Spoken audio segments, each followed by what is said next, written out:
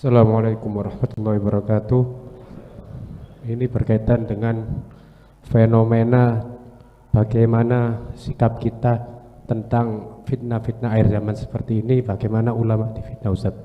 Apakah kita cuek dengan keadaan itu atau kita menyelamatkan sesama muslim termasuk saudara kita? Bagaimana saudara kita ikut dengan fitnah-fitnah tersebut? Assalamualaikum. Salam. Ntar lagi akan keluar buku kok. Ini fitnah sekarang, masalah habaib atau yang lainnya ya.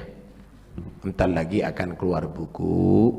Nanti itu bisa dipelajari sama ustadz-ustadz, ngajari murid-muridnya, pondok-pondok dipelajari itu, ditatar mereka semuanya biar tahu kebodohan dan kesesatan yang ada sekarang ini. Oke, ditunggu. Ntar lagi di launching. Kitab itu ada di launching. Anda harus paham bahwa yang ditulis sama dia itu nahunya berantakan, fikihnya berantakan, kemudian ilmunya berantakan.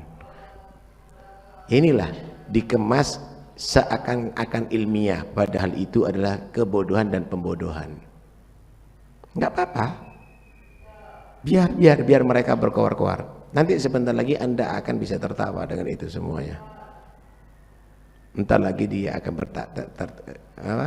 dia akan merasa betul-betul terhina nantinya daripada terlalu arogan, pede, percaya diri, percaya diri. Ya sudah, mau diapakan? Mau ditarik kembali? Sulit. Akhirnya semua kitab-kitab karyanya dikritik sekarang, dipelajari sama orang. Loh, di Indonesia ini banyak ahlul ilm kok. Banyak yang pinter-pinter, bukan mereka nggak mengerti, banyak yang pinter-pinter. Saya mau tanya, kalau kamu tadi itu misalnya belajar kitab fikihnya Imam Syafi'i, tapi kamu mengkritik Imam Syafi'i, hebat nggak ente? Kalau ente belajari kitab fikihnya Imam Nawawi, tapi ente tidak setuju dengan Imam Nawawi, malah kamu kritik, padahal kamu ngajarkan kitabnya Imam Nawawi, hebat nggak ente? Yang dipakai dalil ya kitab yang ditemukan oleh Mahdi Rojai, tapi disalahkan Mahdi Rojai, nggak ngerti fikih itu Mahdi Rojai. Yang dibaca ya kitabnya Ibrahim Mansur. Wah, Ibrahim Mansur itu karena dia tadi itu begini itu dan ini loh. Loh, kamu itu nyebutkan dalam kitab kamu, orang-orang itu ditentang, sumber kitabnya dia ditentang sama dia gara-gara tidak mendukung pendapatnya dia. Hebat nggak orang ini? Ya udah, biar ya, orang yang hebat itu nanti akan bisa diketahui kok. Nggak usah kita ladeni, terlalu naif. Kamu harus pintar sebentar lagi. Sebentar lagi harus pintar dan harus mempelajari itu semuanya. Dan nanti akan diadakan pelajaran-pelajaran di daerah-daerah tadi itu tentang pembodohan ini semuanya, sehingga nanti siapapun yang akan muncul kamu hadapi dengan ilmiah. Udah nggak ilmiah kok. Karena itu lari-lari diajak bahas nasab ke DNA, ke itu ke ini, lari-lari sekarang. Lari-lari. Katanya Gus Zaini, ganta-ganti gawang. Kenapa? Takut gol, ganta-ganti gawang. Lah akhirnya apa? Permainannya nggak sah dong. Masa gawangnya ditaruh di tengah, pinggir itu ya nggak bisa. Alhasil begitulah. Udahlah, ini sudah selesai kok.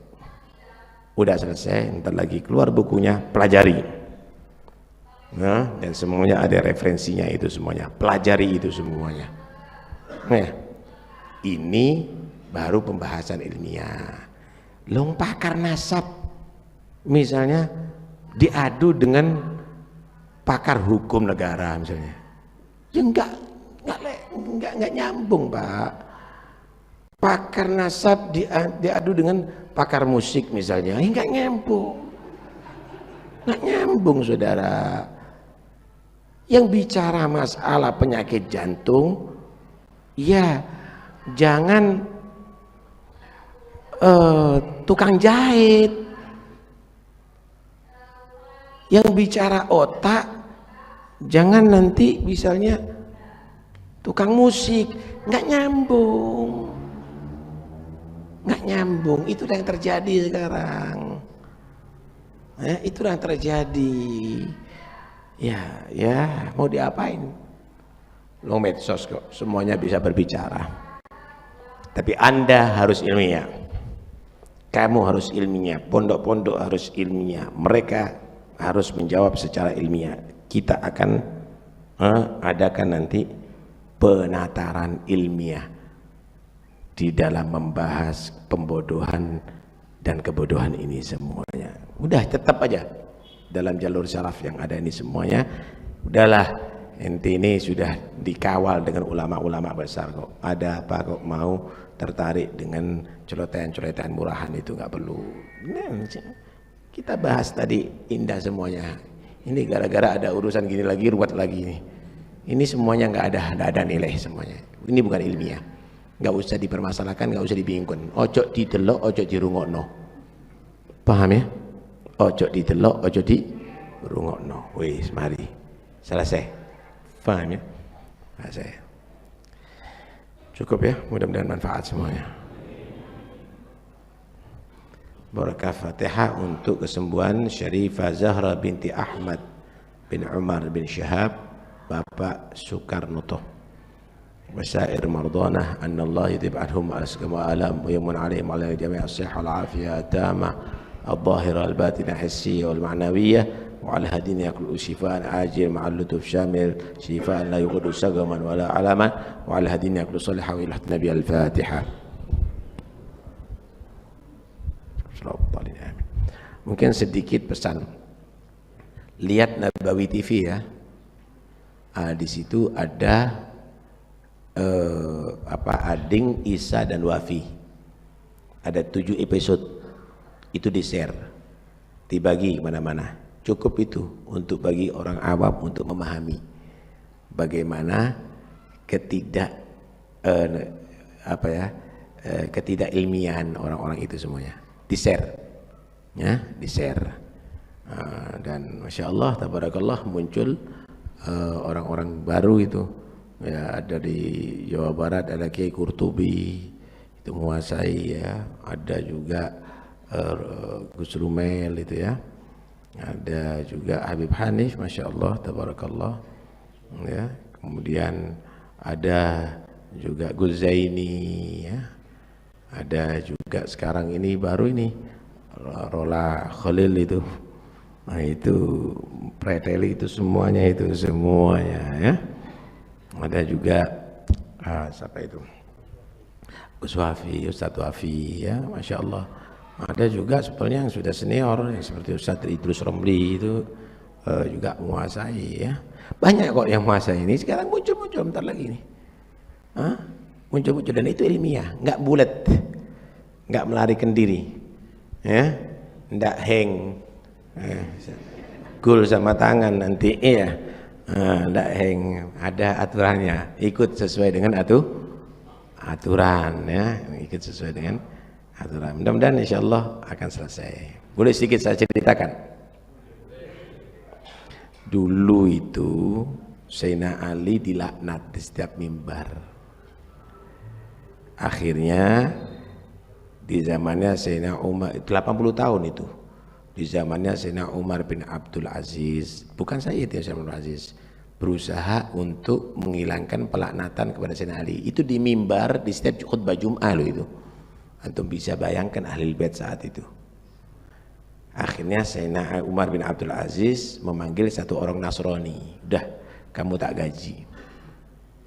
Kamu nanti di tengah-tengah khutbah bangun minta anak saya perempuan dikawin sama anak kamu laki. Pasti aku jawab, kamu Muslim. Kamu jawab Nasrani. Nggak bisa, saya kawinkan anak saya Muslimah dikawin dengan Nasrani. Kenapa?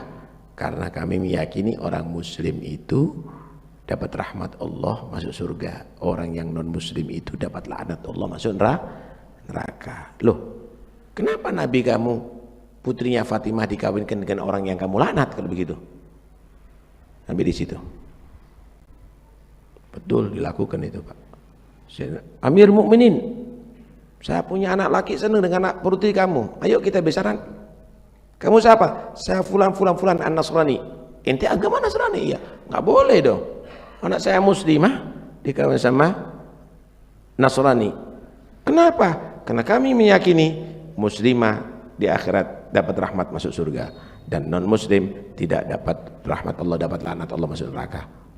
Loh, Nabi kamu mengawinkan putrinya dengan yang kamu laknat, Ali bin Abi Thalib. Nah, di situ Sayyidina Umar menyatakan tidak boleh ada lagi pelaknatan yang bersenali, diganti, Pak. Innallaha ya'muru bil adli wal ihsan wa ita'idil qurba wa yanha 'anil fahsya'i wal munkar. Itu dulu Allahumma al'an aliyan wa man ahabbahu wa man nasarahu wa man. Antum semuanya jangan banyak bicara. Ini kadang-kadang zukur-zukur ini ikut ngomong, ini bingung kita ini. Enggak ilmiah jadinya. Antum enggak usah banyak bicara. Nanti Allah akan munculkan Sayyidina Umar bin Aziz yang baru untuk membela antum semuanya. Diam aja. Antum teruskan thariqatus salaf. Enggak usah antum bingung semuanya. Akan muncul nanti orang-orang yang ilmiah yang akan membahas itu semuanya, yang menghadapi orang-orang itu semuanya. Enteng kok ini urusan enteng. Cuma dibuat serem aja. Dibuat serem. Yang ada sekarang fitnah-fitnahan, ya gimana caranya keluarganya Taufik As-Segaf bisa bentrok sama keluarganya Ki Hamid, gitu kan? Yang ada fitnah-fitnahan sekarang ini.